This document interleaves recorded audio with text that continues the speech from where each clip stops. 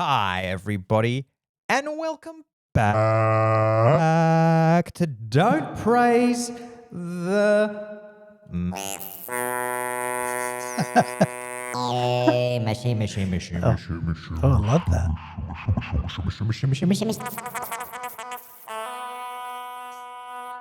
I'm talking about Don't Praise the Machine. Hi, everybody, and welcome back to Don't Praise the Machine, the internet's #1 comedy podcast, all about the ways that the internet is shaping culture and so much more. My name is Alexander Holland. As always, I'm sat with my digital pod partner, John Maloney. John Maloney, how are you feeling today? I'm doing great. It is, and we'll come back to this, our 200th episode of Don't Praise the Machine, so I've got a spring in my step. Are you talking about 200 episodes? Whoa. Yeah, can you believe it? We've got some special content coming up later, so stay tuned, including a celebrity guest that loyal viewers and listeners will know is a bit of a stalwart, he's been with us since the very beginning. But before I get to that, can I just give us a pat on the back, not just because it's our 200th episode, but because we called it right. And we often do. We often do. That's why they pay us the big bucks. That's why there is a Don't Praise the Machine. That's why me and John can afford these fancy setups, because we make calls, we get them right. We get them right. Purple lighting is the most expensive color, but I can afford it. It's no problem. Because it's made of a crushed sea urchin that is very rare to acquire. Exactly. They need that bubblegum purple pigment. It only comes from an endangered sea urchin. They haven't worked out how to synthesize it. So about 5 or 6 weeks ago, we talked on the show about Hilaria Baldwin, and she is a person and a subject, if you like, that we've come back to a number of times on the show. But we got into the fact that there was a clip of her that had surfaced where, after quite a long period of relative silence from her, she was back to her old tricks, pronouncing things with a Spanish accent. And we wondered why. And forgetting words. Forgetting words in English, forgetting the word for onion, which is a tricky one, to be fair. And we thought, this is a little bit too, it's too simple to think that this just come down to a chance event, that somebody's just put this up and, after months and months of nothing from her. And could this be related to the upcoming Baldwin reality show, The Baldwins, which at that point nothing had really been said about it since about halfway through last year, I think, where they said, this is all happening next year. It's supposed to happen early 2025. And then everyone went quiet and we were like, well, maybe the show's not happening anymore. Nobody knew. But this announcement this leaked clip could be a kind of piece of viral marketing. And I think we were probably right, because about a week and a half, 2 weeks after we ran that story, TLC said, The Baldwins, it's happening now. It's coming. 23rd of February on TLC. For those who, like me in Australia, don't have access to TLC necessarily, you can watch it on Foxtel. And there's been a sudden upsurge in Hilaria and Alec content, mostly through very pliant mainstream channels like E! Online, that had a sit-down interview with them about, raising 7 kids and life after the Russ tragedy, which was obviously just a kind of bit of fluff to promote the show. So that was kind of amazing to me, because I thought we might have been being a bit, conspiratorial to think that Hilaria's people, or Hilaria herself, or whoever, TLC, put that clip out. But I mean, now you look back and think that must have been planned, because it was kind of putting her back on everyone's radar, even though it did so in a very unflattering way. It was like, remember Hilaria, this person who pretends to be Spanish and says things in a Spanish accent, even though she's from Boston. But that's what she's known for. And I guess they were like, well, that'll be a nice way to presage this announcement of her show, because everyone can then, they'll be full of anger towards her and they can direct that into watching the show. Yeah, well, you have to prep the waters for the show coming out. You have to try and excite the oceans around the people. And Yeah. I mean, that video came out of her forgetting to know English words again, and it didn't make any sense, because then there was no comment from her afterwards saying, "Oh, I'm really disappointed that these two friends of mine who I invited around to my Christmas dinner have like released this video of me forgetting the word for onion," and it just didn't make any sense. I thought we were having a private dinner. I thought we were having a private dinner, and it just didn't make any sense that she'd be that she would be that careless to allow the same thing to happen again. So she's, 2025 is the death of celebrity. We keep saying that. And this is just another signpost on the road to the death of celebrity in 2025. Is their whole thing, those Baldwinos. And I wonder, John, was the death of the person on the set of Rust just a long play from Alec to get eyes on the TLC series? Man, that is dark. That is a dark theory.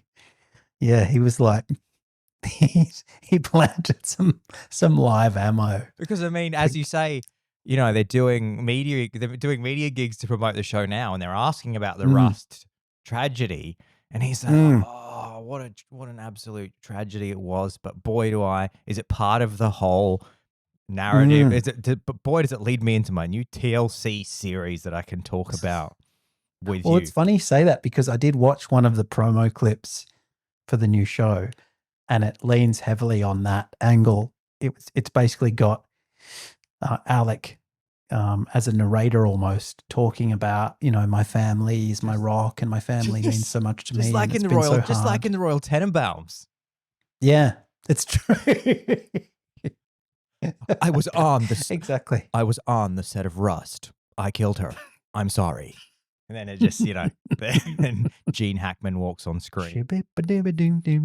Yeah, that's right. Then it's got Owen Wilson shaving all his hair off. My wife was acting crazy. I was forced to live in the hotel for weeks. I was 47.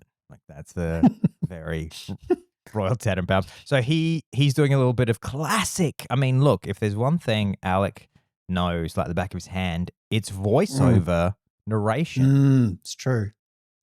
Yeah, just listen to his hit podcast, Here's the Thing, with Alec Baldwin. Yeah. And he loves making the best of his gravelly voice, much as I do on this show. And and so he's doing that. He's saying, it's been a tough year and my family's been my anchor and blah, blah, blah. So it's offering people the levity of him, rousing on his kids for playing on the trampoline for too long, that kind of stuff. But then it's got the classic, down to serious brass tacks. And he's like, my life's been in disarray ever since I was morally, if not legally, responsible for poor standards of behavior on the set of Rust and shot someone. And Hilaria got me through it. She might be mad as a cut snake and think that she's from Spain, even though she's not. She may have insisted that we have an absurd number of children, but she's been a great source of support. I tell you what would make me have respect for the series, and I would applaud them if the series addresses her pretending to be Spanish, like with Alec there. Like if in the series, the filmmakers say, Alec, here's a clip of you on David Letterman some years ago where you say the exact line, my wife is from Spain. Tell us what happened there. Did you think your wife was from Spain, or were you aware at the time that she was pretending to be Spanish. Now, as you've Yeah. mentioned on the podcast before, John, both of those possibilities are not great for Alec. No. Both of them have him coming away looking like not a great dude or a bit of a real manipulated doofus. And so Yeah. if that happens, if she sits down, I mean, man, imagine that if they're like, okay, so your wife pretended to be Spanish, did you or didn't you know? And how do we feel now? If that is in the show, mate, that's going into my show of the year. I take back everything I said If you about could the just be death honest of and celebrity. say, yeah. If you could just be honest and say, actually, no, I didn't know. I thought she was from Spain because she's mad and she Yeah. told me that she was. That would be great TV. But she's hot, and by then we had kids. So what am I going to do? And and she made me sign a prenup. And boy, That's right. and she's hot. And do you not know I'm quite a bit older than her? I think he is, isn't he? Mm. Isn't she is she our age? Yeah, she's about our age. So he's and got a real Alec hot isn't. piece that's younger. Yeah. Yeah. He's 66. Wow. And Hilaria's must be like 42 or something. I'm guessing. So she's hot. She entrapped him. 41. What's he gonna do? And he says, look, I'm still a little bruised from Kim Basinger. When I divorced her all those years ago, she really made me pay for it. I'm not doing that again. I don't care how crazy my wife is. Wow. Divorcing her is only going to make her crazier. Man, I normally don't do this. I have not seen Kim Basinger. I have not seen her face. Or Basinger, as some people say, which I refuse to say. Kim Basinger, 2020. Let's say 2024. Oh, she's done. I think she's had a Is she little bit. ploofed? I think she's ploofed. Oh, well, I mean, ding, ding, ding, ding, ding, ding. ding, ding, ding, ding, ding, ding.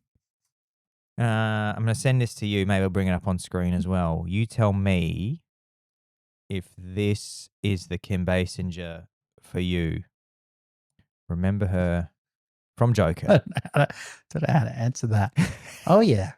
She kind of looks like maybe if Kim Basinger was found and they did a facial reconstruction so that she could be identified. She sort of looks like that. It's like a skull with blobs of Botox on. She was a absolute bombshell in She was a Batman bombshell. She was an absolute queen. Batman bombshell. Queen. She was the walking the streets of Gotham, and every henchman wanted to be with her. All the Joker's henchmen said she was the most beautiful Gotham bombshell they ever did see. Yeah. They said, I wish I could show her that I'm not just about henching. I'm a tender. That reminds me of that fantastic scene in Austin Powers where he kills one of the henchmen, and then it like cuts to this montage of the life of the henchman, and he's like got wife and kids and a family and stuff. That's right. So good. So good. We never think of the fact that henchmen have real lives and real people that love and depend on them when we just toss them away in a action film and kill them off. Are you just looking at thousands of pictures of Kim Basinger now? You've gone. Yeah, sorry. I'll be right with you. Telling your story is one thing. This is Hilaria talking about why she did the show. Okay. And showing your story is something else. It felt authentic. It felt human. It felt very empowering. I mean, that is straight up and down living clearly method, Hilaria. Just the kind of LA speak that I think Meghan Markle has mastered. Yeah. Where you're not really saying anything, but you're saying it in a very earnest and kind of edge of tears way. So that's what we have to look forward to. So you'll watch episode. You'll have to watch. I have to put you on because you're on the Hilaria beat as part of the show. You were hired by the show. Definitely my purview. You were hired by the show to be the Hilaria correspondent, and you were hired as a royal watcher. Which I always just think is they're literally the worst people on earth. Is like people who are not only royal watchers, but people who have made like royal biographers.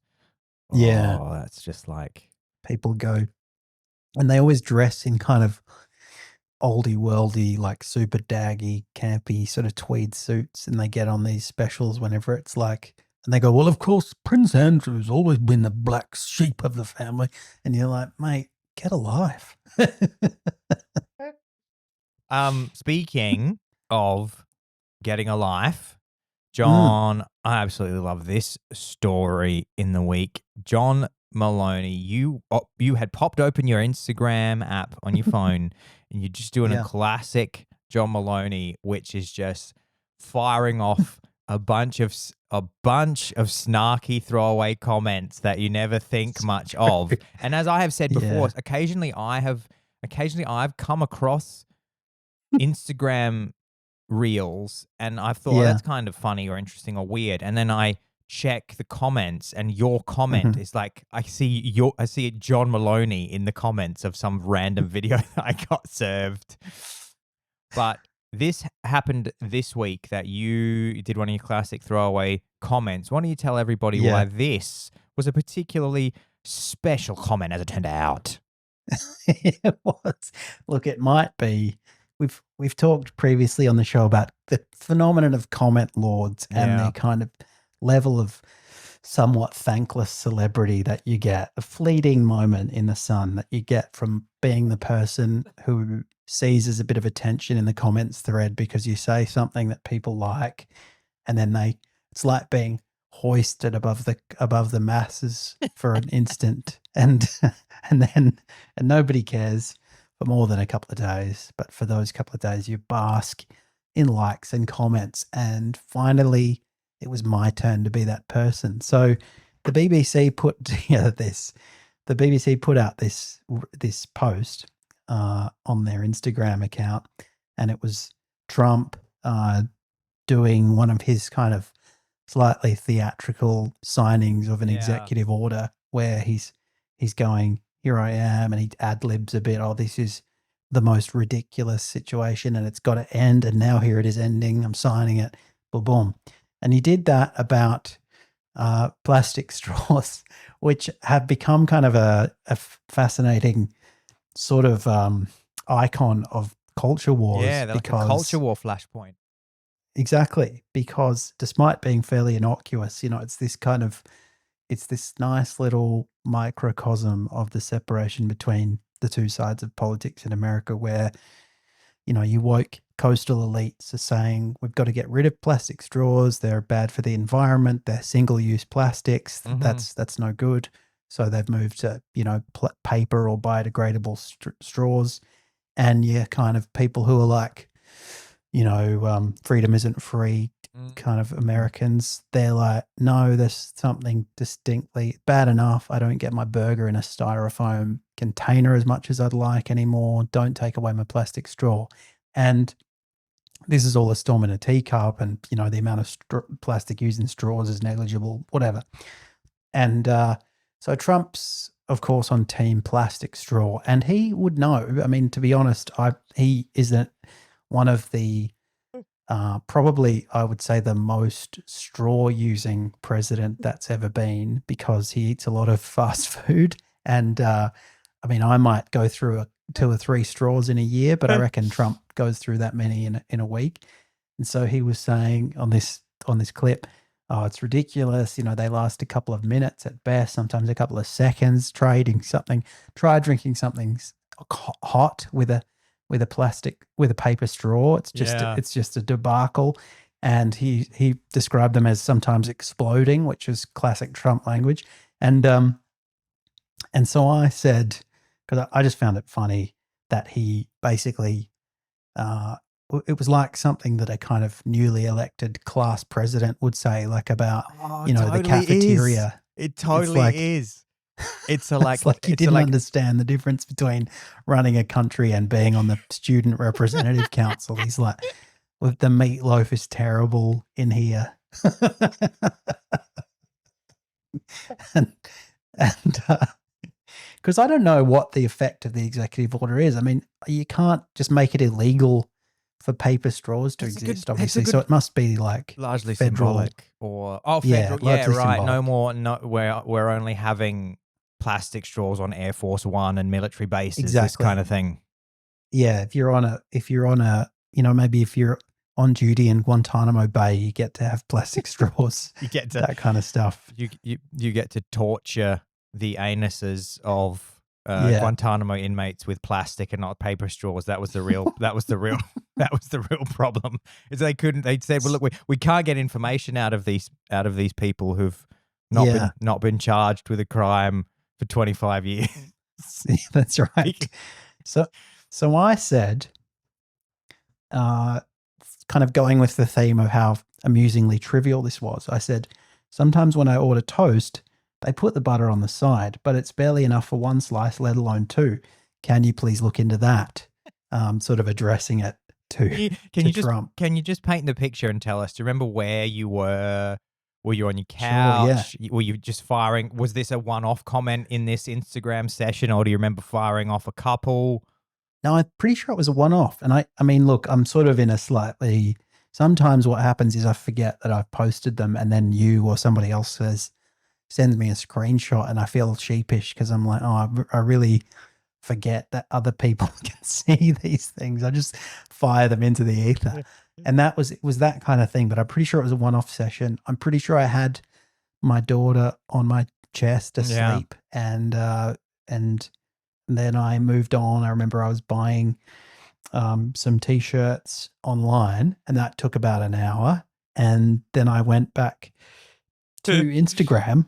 This is really what happened. I went back and I was like, my phone lit up with notifications, and I was like, so you opened Instagram, and the little red thing says, it tells you that people have, because I've never had the success of having comments take off. So I'm not sure how that works. So you do get notifications saying people are commenting on your comment.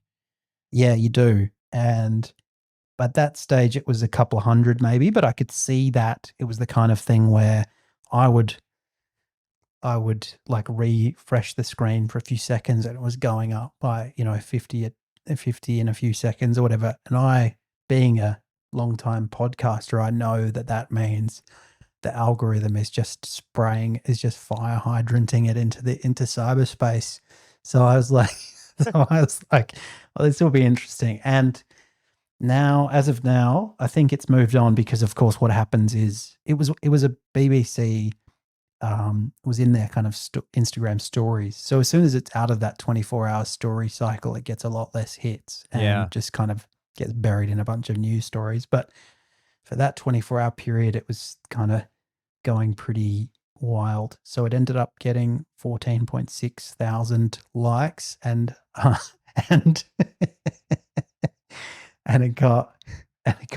and what I was quite touched by, because I don't really do this. When I see it, as I often do, I usually try and give people props by liking a funny comment in a comments thread. But I don't really go any further than that. Whereas, and it made me think about, like, is this an internet culture thing in certain places? Because people were tagging me and then just putting a bunch of like laugh faces, laugh emojis, like John Boy, ha ha ha ha, or sometimes saying like, you got me, or that made my day, or at least quite sweet, kind. This woman was like, that's a weird way to propose, but yes. And I was like, oh, this is getting saucy. I got a few follows out of it. Yeah, this was gonna be my question, actually, was if you got a few follows out of it. I got about three or four follows out of it. And as I said, one marriage proposal. So those are pretty good numbers. And I thought, and somebody, shout out to my friend Liz, who I was telling this story to as it was kind of unfolding, and she kind of commented and then tagged The Project, which is an Australian TV show, and I think they sometimes like do that sort of slightly lazy, oh, here's something funny from the internet just to keep us going on the show. So she was like, I'm going to see if I can get you on The Project by tagging them and seeing if they pick up your comment. But nothing yet. So guys, just Waleed and Peter Hilaria just going, guys, before we leave you this week, sometimes somebody leaves a comment on a social media video. It absolutely makes your day. Well, going, let's have it today on the program. That's right. That's right. And I thought, at what point does it? I mean, probably there is not a point. 14,500 is, in internet terms, it's nothing. But if you got like 500 million likes on a comment, I mean, would that do anything? What would that? Guess. Could you? That would be a hilarious. Well, that would be a hilarious story. Has anybody been able to forge a career from a comment? Yeah, I guess. There, I mean, is there a comments there? I mean, certainly if you make a really offensive comment and get cancelled, that's probably your best bet. Yeah, that's true. Because then, I mean, you might get on a story about people have been cancelled. If you yourself are putting out your own content and you are supporting that by commenting on other people, that is the quickest way to grow any type of social media account these days, is that you basically you be involved in the community. Because it's kind of like like once you get enormous, and you're very busy, maybe it's more understandable that you don't comment on other people's things as much. But it is sort of, if you think about it, it is kind of selfish if you expect that you can grow on social media by posting content and desperately wanting likes and comments, and yet you yourself do not like and comment on anybody else's just stuff. A quiet lurker in everyone else's stuff. Yeah. And I mean, like Twitter, you're virtually guaranteed of not growing unless you comment. Like Twitter's whole thing is like back and forth thing, and it doesn't even. And also, unlike any other social media platform, Twitter is the one where there is an expectation. Your status in society does not mean that you don't that you're above commenting. Whereas, like, if you're fucking Kim Kardashian on Instagram, it's just expected, she's the queen, she's up here, she gets to just put out whatever she wants, and she's not expected to have a dialogue with any of us because we worship her or Beyonce or fucking whatever. But on Twitter's this kind of like, or X, is a kind of like, there's much more of a like egalitarian culture where you have, you can sort of criticize him, but Elon Musk will comment on like random dudes' posts that just get like a bunch. If there's a post on Twitter that gets a bit of attention, Elon will jump into the comments, or you've got, there's like a really famous, wealthy, influential finance guy called Bill Ackman, who's like a social commentator. He'll just like jump into people's comments. So you've got these people that are very famous. But the culture is this kind of dialogue where you back and forth. So if you want to grow on Twitter, you have to like wake up, and it's more of like a conversation than. It's not. I mean, that's making me feel like joining Twitter, even though it's probably a culturally unpopular moment to do that. I've told you a million. I've said that you would be a celebrity as soon as you start posting on X, because that is the one platform where I think your insights and wit, that's rewarded the most on. If you're jumping into like an X comment and like this is, if you had that comment that you did that blew up on Instagram, if you had done that on Twitter, you would have got a shitload of followers from it. Like people just would have gone, who the fuck is this? Follow. And yeah, people would know you. The other thing is that you're a wordsman more so than I'm gonna words. Yeah. And I keep saying, get into the weird Elon cult of X. Get real in there. Just join the manosphere. Yeah, join the manosphere. Get on. I keep saying, John, how's it feel being on the wrong side of history over there, loser? In the dweebosphere. How does it feel in the dweebosphere as I'm doing push-ups with Department of Government Efficiency posters all over my house, just like doing kettlebell crawls, listening to Joe Rogan and going, doge. Shut down USAID. Shut it the fuck down. I will say, get out of town. I will say, since I've had a child, so 5 weeks, I've started having cold showers, and No partly way. because they help me deal with sleep deprivation. Because I'm like, Yes. just get a little burst of adrenaline. I'm ready to go. So tell me how that's And- been. Tell me how that's been going. How long are you in there I love for? it. How long can you stand? Well, it's summer here, so that makes things a lot easier because you're normally a bit warm when you get in and you're like quite refreshed by a cold shower. Whereas the true test will be if I'm still doing it in July in Australia. But at the moment, I'm loving it. And I have gotten to the point where I actually look forward to this kind of stimulating blast because I get out and I think, I feel like I've done something with my day, even though I've just Yeah, sat it's under true. uncomfortable water. It's totally true. It's hard, and so you feel like you do something hard. It's hard, and you get a reward. The reward is that beautiful, buzzy feeling that you get after you come out of a cold ocean or a cold swimming pool. Yeah, It's like that standing under a waterfall. It's that familiar feeling that we've had since kids where you jump in a bit of cold water and you're terrified at first because you go, oh no, it's going to be too cold. And then you go, no, I'm the type of person that pushes through temporary discomfort because I recognize that on the other side is a reward. If I've done a hard day of manual labor, they always say, like a cold beer tastes so much better after a day of hard work. And you wake up in the morning and you're like, oh fucking hell, this is not going to be great. This is going to be painful. This is going to be pain. And you do it and you realize it really is what's the word for this, John? It's not an analogy for life. What is it when something is a kind of it's an expression of something of a greater message. My English is so fucked, and my brain. A microcosm, perhaps. It's like it's this small thing which is a which is a greater message about life, which is that the fear that you have of doing it, it's really only the first, like you'll spend, for me personally, because I do them in winter as well, which is quite challenging. I'll wake up in the morning and I'll know that I have to do it. And my brain will go for 5, 10. Sometimes I'll make a coffee. I don't even realize I'm doing this, but my brain is doing anything. Oh, just have a coffee first. Just check your phone first. Knowing full well that I'm going, oh, fucking hell, I'm going to have to go and it's going to be fucking awful. And it's really like not even seconds that it's really awful. It's like it's 3 seconds. It's like 1, 2, 3.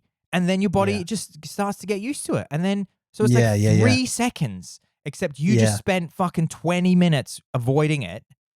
And it's true. It really is a lesson about how there's so everybody's many things that are in anxiety just lies to you and makes you avoid doing things. And that's why I love jerking off in a cold shower.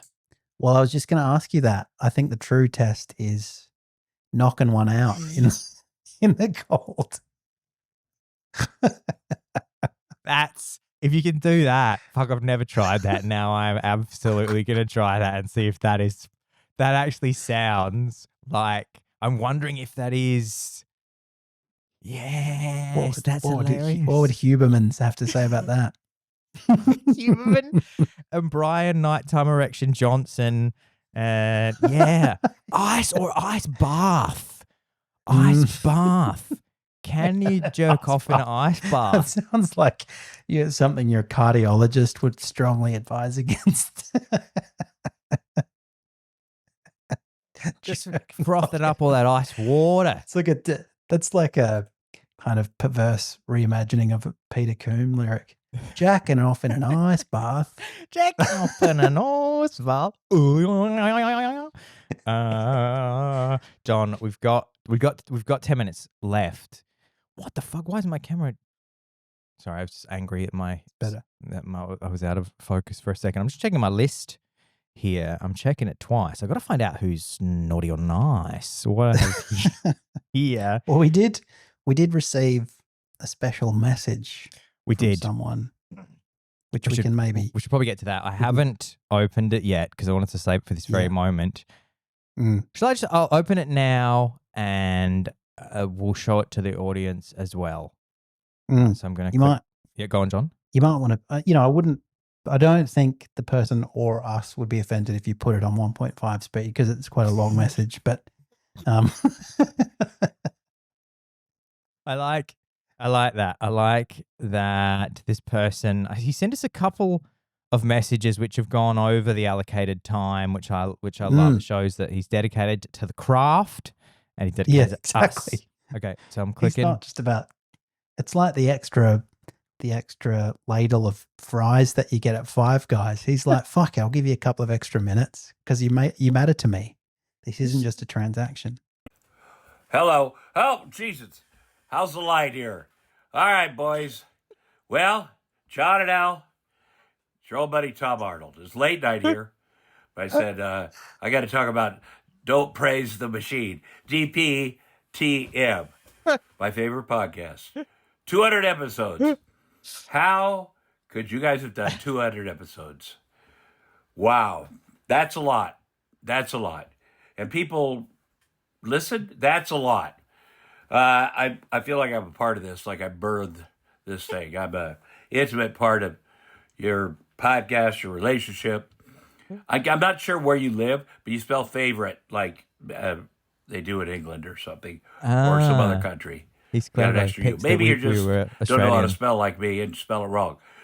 But you guys, man, I'm glad to hear you're going. Not everything keeps going. People start stuff and they're like, I got this thing going, you know, this marriage, and it's going to last forever, and then it's over. And then they do it again. They go, da-da-da, and then it's over. Now, maybe I talk about me, my 4 marriages. But I'll tell you what, your podcast is like your child.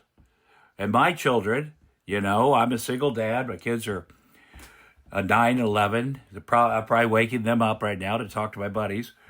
But this is your family. Your 200 episodes. You guys, John, Al, your fans or fan, whatever. That's a real deal. That's a foundation. And let me tell you something else. There might be other podcasts out there, but the grass is not greener. Al might be thinking, hey, I saw this podcast the other day, and I'm thinking about maybe moving on, get involved with that podcast because they're fresh and younger. And but I'll tell you what, that's not going to work out. Because when you get a good thing going, you better stick with it. Okay? Good times, bad, you stick with it. You're not always going to be thrilled with each other or how the podcast is, and neither are the people who listen to it. But you stick with it. You know, you get each other, you have each other's backs. You don't be cruel. If you're cruel, you apologize. Don't do it again. That same cruelty. Think of another cruel thing to do, but you can't do the same. Don't make the same mistakes over and over is what I'm saying. My daughter, she had a knot in her hair. And her mom had written a note. Quinn had a knot in her hair. We went to their mom's for the weekend. And the headline was, Quinn, hygiene. Certainly got our We always money, communicate by money's this worth app. here. This is important, thank God. And I saw Quinn hygiene. I'm like, I'm not opening that. There's something there that's going to piss me off, you know, because she's so crazy. And then it says, she had a knot in her hair today, and I had to brush her hair for 2 hours, and she cried the whole time. And I wrote back, don't brush her hair anymore. You're not doing it right. I, one time, was brushing Quinn's hair. There was a knot in it, and I yanked it, and she cried. That's it. I'm never doing that again. I'm figuring out another way. And I have. She brushed her own hair here. I put a little oil in it. But then I made a big mistake. And she cried. That's the last time she's going to cry about that. One time I washed her hair with adult shampoo in there. And she cried. The last time I've ever used adult shampoo. I used no more tears. Once you see that, once you make a mistake like that, you know, the difference between bad people and us, we all make mistakes. But once we do, we don't make the same mistake over and over. So that's how that's my philosophy for you guys. Nice. Listen, what are you going to be doing the next 200? Jesus. I hope, you know, with Trump president, we don't know I hope you make it 200 more. I'm taking it a day at a time. You know, get to 250. That's pretty good. But I believe in you guys. I don't know what the record is. I'm sure it's thousands. My kid will know, but son, he gets on YouTube there. People do all kinds of stupid shit. They'll do a podcast straight through for, you know, a week. They'll stay up all week And they'll be eating stuff and wrestling and doing stuff and live streaming, all this shit. Anyway, you guys certainly got a lot of, not many people get to 200 podcasts. I certainly haven't. I've done 3 different things. 200. Are you kidding me? Are you kidding me? So keep doing what you're doing, guys. I make it a long one because it's for you guys. All right. I hope I'll see you at 300. All right? All right, guys. Love you. That's cute. He said he made it a long one because it was for us. Yeah, that's right. VIP status. Wow. So for anyone who's a latecomer in DPTM history, he first, I can't remember when he was first on the show, but he certainly was on episode 50 and then on episode 100 and then on episode 150. That's right. And now here he is, episode 200. And thank you for sorting that out. As always, John. John is our Tom Arnold Wrangler. It's another handler. That's another string in my bow. Tom Arnold. The Royal Watcher, Hilaria, and Tom Arnold. Tom Arnold handler. That was great. It's quite sweet. He made it a bit longer because that's the 4th time that we have enlisted his services. I wonder if he just, I feel like after that, I just feel like, wouldn't he have just hung, he's obviously got a bit of time, he's doing it in the evening. Would he not have sent that and just gone, fuck it, I'll just Google, I'll just tap into the keyboard, praise the machine and hit enter. And then the YouTube videos and stuff would come up. So Tom, if you've seen, I mean, he's not going to listen to this bit, but we'd love to see him in the comments of, just drop a little comment, Tom, and say, thanks, boys, for putting my kids through college. Exactly. My 9 and an 11-year-old through college. My 9 and 11-year-old. And thanks for listening to all my divorce jokes. Tom, please get us bit parts in True Lies 2. There is some talk about True Lies 2, isn't there? Imagine I mean, Arnold is, he's not as spry as, obviously none of them are, but. No. Is Arnie still he's doing action movies? Lived large. Is he still doing action? Don't know. I saw some footage of him recently and he looked very old. Well, he dyes his beard and his hair most of the time. And then sometimes he won't. And you get a couple of pap photos of him where he's got the Father Christmas look and he just looks naturally older, of course, because he's an old Austrian man now. Yeah. Yeah. Well, thanks, Tom, very much for coming on board again. And I know that you were paid to do 60 to 90 seconds and you went way over your brief. And I think of that as just moving past the transactional into the relational space. And I love that for us. And John, I want to thank you for 200 episodes. And likewise. Thanks, Al. And now we're going to load them up like every stand-up comedian. It's just going to load them up with dad bits and kid bits. Totally. Now, episode 200 to 400 is going to be loads and loads of kid bits. Al, let me tell. And I'm here for it.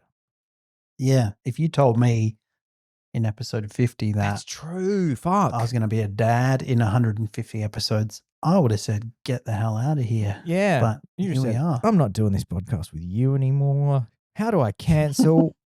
The Squadcast subscription? It's the one thing. I've stopped work for the baby, but I will not stop the podcast. And I don't care how many times Jacinta threatens to walk out. I asked you this last time. How long do you have off work officially? So I'll go back to teaching in March, which is another couple of weeks away, of course. Nice. And but I'm sort of doing a bit of a soft launch this coming week, taking on a few things. So we'll see how it goes. Philosophy of law is the class. Philosophy of law. So it's too late to enroll. It's filled up. But for anyone who wants to, somebody emailed me and said, "Can I audit the class?" Which just means can I come along? And not get any cred for it. Just come along and watch. And I was like, yeah, great, do it. So if you want to do that, I was hit me up. Come to me at hello@dptm.org and I'll tell you the time and location of the Philosophical Foundations of Law seminars beginning March 3rd. I was telling somebody, having a discussion with somebody on Friday. You Mhm. know that the reason Jordan Peterson is Jordan Peterson today is because, I think this is right, the university that he was lecturing at just happened to start publishing his lectures on YouTube Oh, because I think they just were like, oh, we have a YouTube channel. Our students our students might want to rewatch the lectures, or Yeah. some students maybe miss the lecture. So we've got like cameras in the lecture theater, and so the cameras are just always on. Because if you watch those early videos of him, it seems to be a locked off shot of one camera following him around a lecture theater. Yeah, I've seen one or two of those. Yeah. But they just published them to the open YouTube. They weren't unlisted or anything. And then they started getting watched by people outside of the university, and lots and lots of people started getting a lot of value out of them because they thought, wow, this guy's really speaking to me, and he seems to be really I'm having problems particularly young men. It was like, oh, Yeah. I'm having problems in my life, and nobody's actually ever said to me, maybe you would feel better if you took a bit of responsibility for yourself and you got up and you know, as opposed to maybe what at the time was more of a traditional approach to like men's mental health that was, well, all those things that you're thinking about, all those bad feelings you have, let's just write them down. Let's talk about them and let's deconstruct why those feelings are the way they are. Let's deconstruct why you feel bad about the fact that you can't attract women. And then Jordan Peterson's like, no, you need to like do shit, dude. Like you need to wake up early and you need to take responsibility, and you need to sort of step into the role of being a valuable person to society. And if you expect to have a cool wife,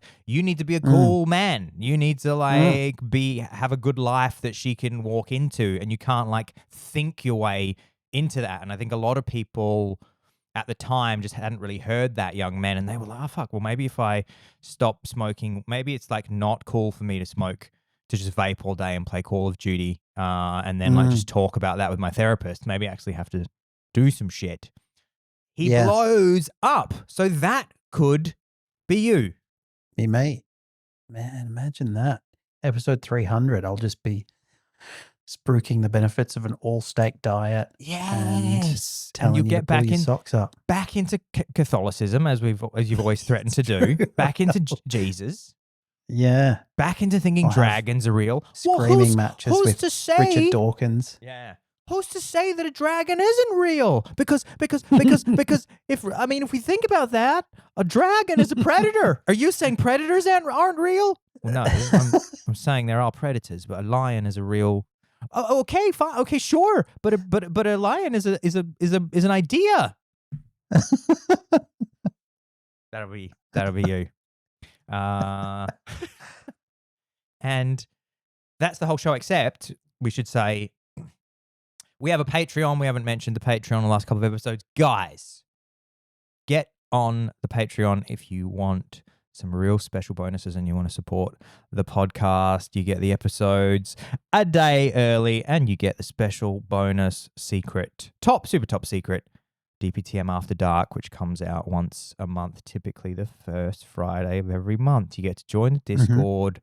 There's a lot of wacky, fun, fresh conversations with me, John, and our other Patreons in there, talking about all the weird corners of the internet. One of my favorite things on the Patreon Discord is to just paste screenshots of the wackiest clickbait YouTube thumbnails that I've stumbled across that day. Yeah. Where the absolute no shame whatsoever clickbait thumbnails, the most extreme facial expressions with animated, with cartoon greasy tears shooting out and bulging eyes. This is the last YouTube video you'll ever watch, as the title and the description. Just the tightest clickbait packages you ever seen. We're talking about over there. So you can go. Just no holds barred, speaking directly to your reptilian brain. You need to click this or you'll never know what's in here. And we have 3 different tiers. And as we always say, read through the package that's offered with each tier and choose the package that's right for you. and your family is what we always say. You can go to patreon.com/DPTM or just Google Patreon Don't Praise the Machine and we come straight up. John, what are you going to do now? Imagine it's back to parenting for me. Yeah. Coming up with hot, fresh, amusing observations about fatherhood for next week's episode. Yeah. I want that. It'll be all about raising a daughter in 2025 and all the crazy twists and turns that gives you. A little bit like, I'm a bit like the 21st century equivalent of John Ritter in 8 Simple Rules for Dating My Teenage Daughter. Everybody, shout out to Kelly Kuko, who is from also right. star of Bog Bong Thori. Bog. We gotta. I keep meaning to talk about that on the show because its success is it's one of those things that makes me think I don't understand other human beings as well as I thought I did. Awesome. Well, that's been great. Thank you so much, everybody, and we can't wait to see you next week. The podcast. Pogoswa.